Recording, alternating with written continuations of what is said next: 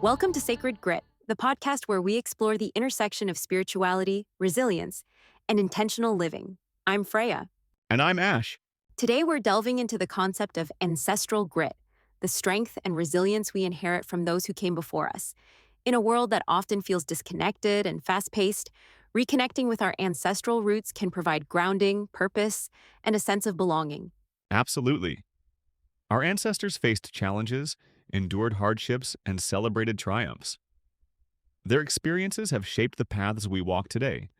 By tapping into their wisdom, we can find guidance and strength in our own journeys. In this episode, we'll discuss the importance of ancestral connection, explore rituals to honor our lineage, and share practices to integrate ancestral wisdom into our daily lives. Whether you have detailed knowledge of your ancestry or are just beginning to explore your roots, this conversation is for you. So let's embark on this journey together, honoring the legacy of those who paved the way and discovering how their grit lives on within us.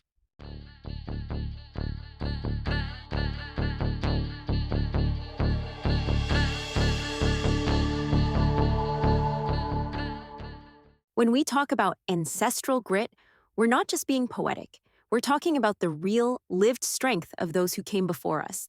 Whether they were farmers, warriors, healers, or quiet caregivers, our ancestors carried burdens, endured hardships, and still found a way to build something lasting. That strength didn't vanish when they passed on. It's still in our blood, our bones, and often our behaviors. In many indigenous and traditional cultures, ancestral resilience is not a vague concept. It's a daily reality. It's in the songs they sing, the foods they prepare, the values they live by. There's a deep sense of identity and strength that comes from knowing you're not the first to face hardship. You're standing on the shoulders of people who survived famine, war, loss, and still move forward with grit and grace. And I think that's something we tend to forget in modern life. We're so focused on the next task, the next goal, the next self-improvement hack, that we lose sight of the strength already running through us. Sometimes when I'm feeling overwhelmed or stuck, I literally stop and think, someone in my bloodline survived harder things than this with way fewer resources. That thought doesn't make my problems go away, but it reminds me I'm built for this. Exactly. That's what ancestral grit is. It's not about romanticizing the past, it's about honoring it. It's about recognizing that their perseverance created the path we now walk. And when we acknowledge that, it creates a sense of empowerment. I invite everyone listening to take a moment. Just breathe and reflect. What traits do you carry that might have been inherited? What fears or dreams do you think were passed down? Our ancestors weren't perfect, but they were powerful in their persistence. And their stories, told or untold, live in us. So true. And even if you don't know your full lineage, you can still connect with that energy. You can connect with the land where you live, with the stories of people who came before, with symbols, traditions, even with what your body remembers that your mind forgot. The beautiful thing is that reconnecting with our ancestral grit doesn't require a textbook or a DNA test. It starts with intention. And once we open that door, we begin to rediscover parts of ourselves we didn't even know were waiting. One of the most powerful ways to strengthen our connection to ancestral grit is through ritual. And I want to be clear here. Ritual doesn't have to mean elaborate ceremonies or formal rites, unless that calls to you. Ritual is about creating intentional moments to remember, honor, and invite the strength of those who came before us into our lives. One of the simplest ways is by building an ancestral altar. This can be a small space, a shelf, a corner, even a windowsill, where you place photos, heirlooms, stones, candles, or anything that reminds you of your lineage. It becomes a visual reminder that you're not alone. Every morning, you might light a candle there, say a few words of gratitude, or simply acknowledge their presence. I love that. I started with just a little rock my grandfather gave me. Nothing fancy. But having it there reminds me every day that he went through a lot tougher stuff than I do. It's humbling, but it's also motivating. Exactly. It's not about the what, it's about the why. Another ritual you can incorporate is making offerings. Traditionally, this could mean food, drink, or flowers left at an altar or a natural place like a tree. But offerings can also be actions. Dedicating a workout, a piece of art, or even a day's work to an ancestor's memory. And don't underestimate the power of storytelling. Sharing stories about your ancestors, whether you knew them personally or not, keeps their memory alive. If you don't know your family's stories, you can still tell the story of your cultural or spiritual ancestors, those whose legacy resonates with you. And it doesn't have to be this heavy, solemn thing either. I sometimes tell funny stories about my dad or grandparents to my friends or my kids. Humor is part of their spirit too. It's all about keeping that connection living and real, not locked away in the past. Absolutely, our ancestors were people, full of laughter, mistakes, stubbornness, joy, and resilience. Honoring them means honoring the full spectrum of their humanity, not just putting them on a pedestal. Rituals give us a way to weave their presence into our modern lives, to keep their grit alive within us. And the more we practice these small moments of connection, the more rooted, supported, and powerful we become. You know, one of the things that really strikes me when we talk about ancestral grit is how much strength was community strength, not just individual toughness. A lot of our ancestors survived because they relied on each other. Families, villages, tribes, circles of people working together. They didn't white knuckle their way through life alone like we sometimes try to do now. When you look at cultural practices around the world, you see these beautiful traditions designed to keep that resilience alive through connection.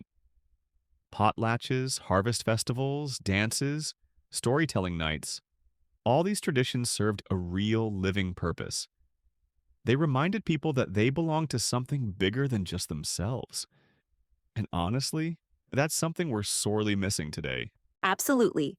Modern life often encourages isolation, competition, and self sufficiency to a fault. But when we reconnect with ancestral practices, whether it's attending a seasonal festival, participating in a communal ritual, or even something as simple as cooking a family recipe with others, we're tapping back into a model of resilience that's collective, not just individual. Exactly. I mean, even in tough times, especially in tough times, people found ways to celebrate, to come together. Births, deaths, harvests, battles, peace treaties. There were ceremonies, feasts, songs. These weren't just nice extras, they were survival mechanisms. They bonded people together so they could endure hardship as a unit. And honoring those practices today doesn't have to mean copying them perfectly. It's about understanding their spirit. Maybe it means gathering friends once a month for a shared meal and stories. Maybe it's creating a ritual around a seasonal change. Maybe it's honoring the land you live on and the people who cared for it before you. One thing I started doing kind of clumsily at first was just paying more attention to the seasons. You know, marking the solstices, noticing the harvests. Not because I grew up with those traditions necessarily, but because honoring the Earth's rhythms feels like tapping into something way older than me. And man, it helps you feel less alone, less lost. It roots you. It reminds you that you're part of a much bigger story, a story that started long before you and will continue long after. And when we nurture that feeling, that awareness, we access a kind of grit and peace that's nearly impossible to shake. There's another layer to ancestral grit that's just as important as honoring strength, and that's healing. Because while we inherit resilience, sometimes we also inherit wounds. Generational trauma is real. Patterns of fear, scarcity, silence, even internalized oppression. They don't just magically disappear because time passes. But here's the beautiful part. When we consciously reconnect with our ancestors, we also open the door to healing what was wounded or unfinished. We have the chance to break cycles, to offer love, forgiveness, and understanding, not just for ourselves, but for them too. It's humbling when you realize you're not just carrying your own stuff. You're part of a chain that stretches way, way back. Sometimes the fears you carry, the instincts you can't explain, they aren't just your battles. They're echoes of struggles your ancestors faced too. Exactly. And by working to heal ourselves through therapy, ritual, meditation, prayer, storytelling, and intentional living, we're not just healing forward into the future, we're also healing backward. We're offering peace to those whose lives shaped ours. A simple practice to start with is offering blessings backward through your lineage. You can light a candle, say a few words like, "For those who came before me, may there be peace. May your burdens lighten. May your spirits be free." It's powerful. And it doesn't matter if you know the full family tree. Intention transcends knowledge. I didn't believe in that stuff at first, to be honest. But when I started doing it, real simple, nothing fancy, it's like something loosened, like old stuck energy finally exhaled.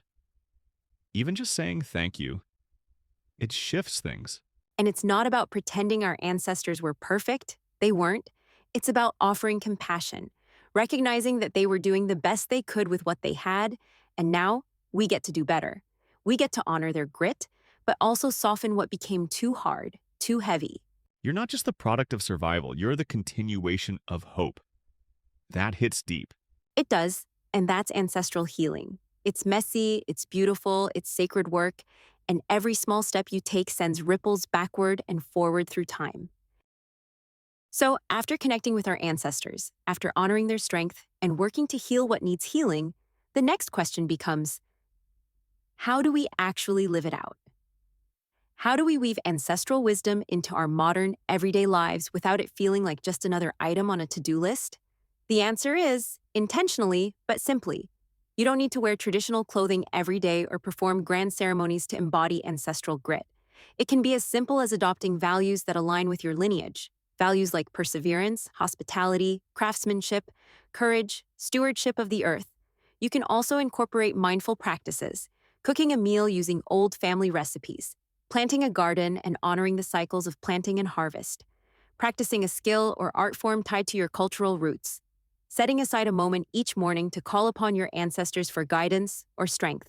Yeah, it doesn't have to be this huge dramatic thing.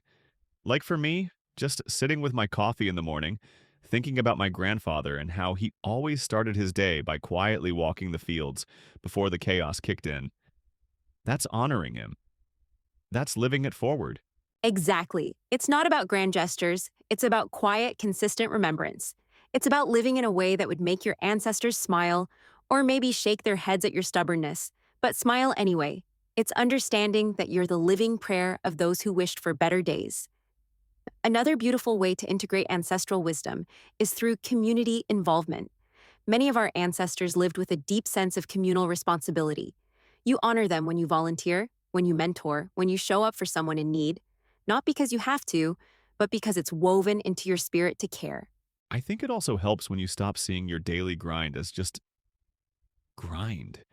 You start seeing it as part of a much longer story. It turns a workday into a contribution. It turns a tough decision into a legacy move. And every step forward you take, every time you heal, create, grow, you're doing it not just for you, but for all those who couldn't. You're living proof that their grit was not wasted. Today, we've journeyed through the deep, powerful current of ancestral grit. We've remembered that we are never truly walking alone. Our strength is not just our own, it's the result of countless lives, struggles, dreams, and victories that came before us. By honoring our ancestors, healing old wounds, and weaving their wisdom into our modern lives, we don't just preserve history, we carry it forward, stronger, more mindful, and more resilient. You don't have to have all the answers about where you came from to start. Just being willing to remember, to honor, and to live with intention, that's enough. That's powerful. We encourage you this week to create one small ritual of remembrance. Light a candle, tell a story, plant a seed, whisper a thank you. Whatever feels right to you, start somewhere. Reconnect with the strength that is already running through your veins. And if you want to share your experiences, we'd love to hear them. Tell us about your ancestral practices, memories, or even how you're starting to explore your roots. You can find us on social media or drop a comment on our website. Sacred grit grows stronger with every story shared. Thanks for walking the path with us. If you liked today's episode, make sure to subscribe, leave a review, or share it with a wild soul who needs it. And remember, whether you're lighting a candle or lifting a sword, grow Grow deep, deep, stand strong, stay sacred. sacred.